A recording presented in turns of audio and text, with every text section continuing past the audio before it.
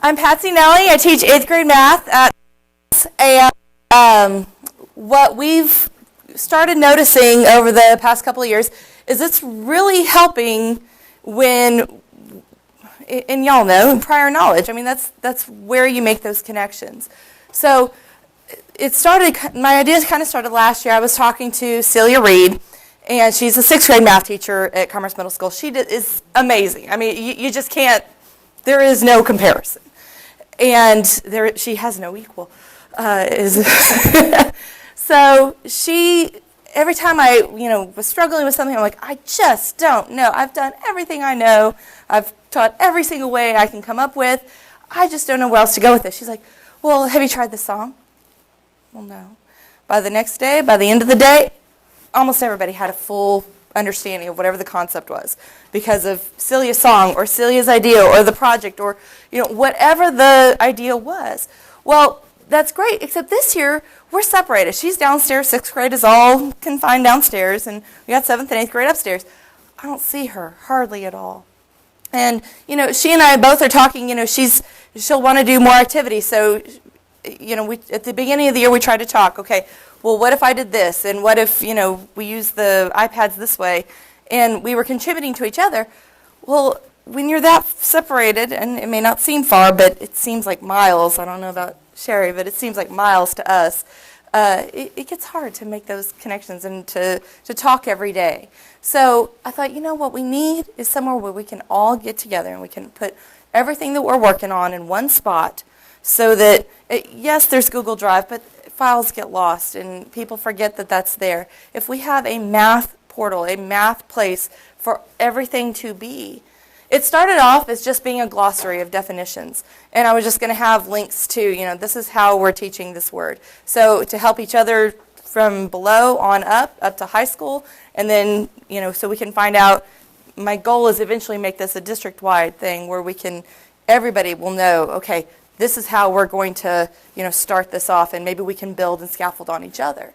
So that can only help our kids. Well, this is where I'm going with this. That's my goal. I know anywhere near done. It's just the beginning.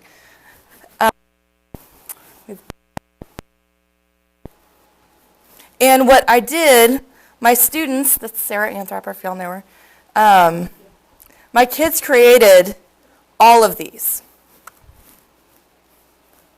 Let's hope they work. Fingers crossed. They created all the definitions. Most of them use Prezi. They love Prezi. It's the next best thing since sliced bread.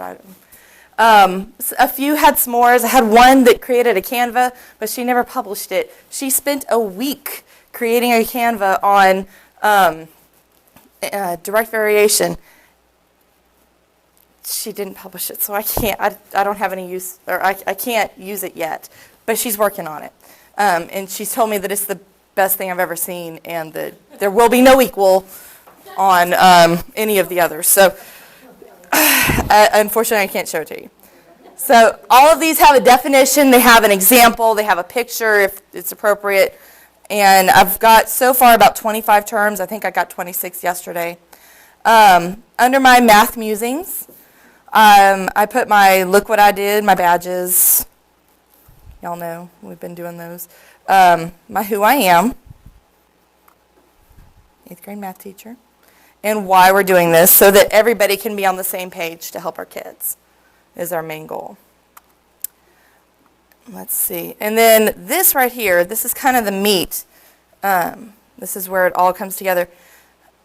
These are the songs and chants that Celia and Marty have come up with over the years. And if you've ever heard the decimal operation song, the decimals line up when you add, subtract, divide. My kids, I can just start it, the decimals line up, and then, oh, that's right, add, subtract, divide. Okay, but they don't line up when you multiply. They've got that immediately. And so they just start singing the song. Well, there are some teachers, I'm one of them, I'm not particularly fond of singing in front of the kids.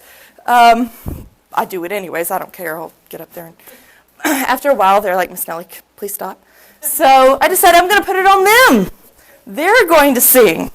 So I had them, and I'm going to use one that I know works, The prime number Cookie Monster song, unfortunately, does not work.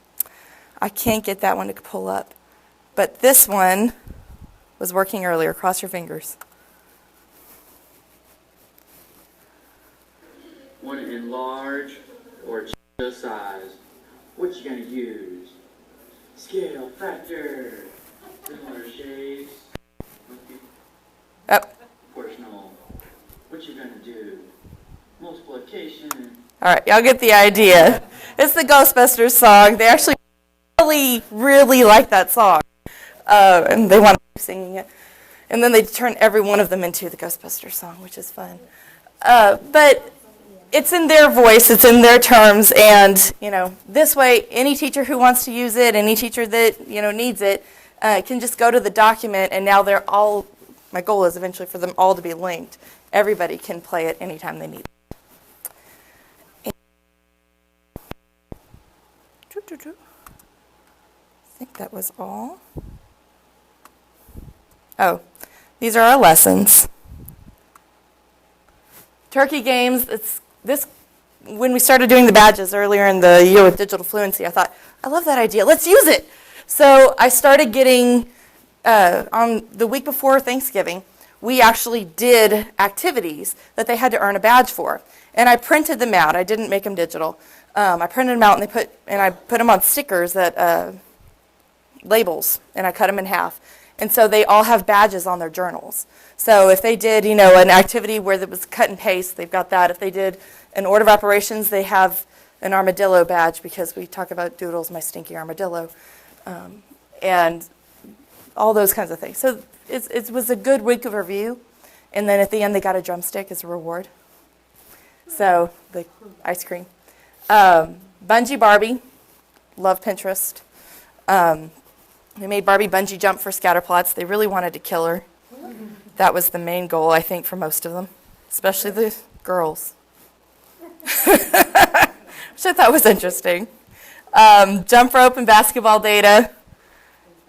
And, oh, there it is. Yay, it did pop up. And then this is the one where they created a system of equations. These are my algebra kids. Hey, Jill. You know I have 10 ostriches that lay eggs? Well, I also have 2 Easter bunnies that steal eggs, and they stole almost all of my eggs. I only have 14 left. That's so weird. I have 7 ostriches that lay eggs, and I have 3 Easter bunnies You get the idea. that steal eggs, and I only have 5 left. Wow. So they used 2 telegamis, and then we smashed them together using WeVideo. Thank you, Casey and Heather, because I would not have ever done that. I had no idea. The girls came up to me and said, Miss Nelle, well, we've got 2 different avatars, and we don't know how to make them talk to each other. And I'm like, hold up your iPads. Stand at the front of the room. We'll take a video. And they're like, no, there's got to be a way we can put them together. So I emailed them, and they're like, well, what about WeVideo? I'm not a person. I am in awe because video scares me. I don't know why, but it does. I'm just never been good at editing, cutting, trimming, any of that stuff. And I feel like finally I can do this for 30 seconds. So to me, this is a huge deal. And I was able to flip it so that they look like they're kind of talking to each other. They're ostrich farmers that have a Easter bunny problem. So it's a real world application, but it worked. There you go. So there we go. And that's my Genius project. Hopefully we can add to it.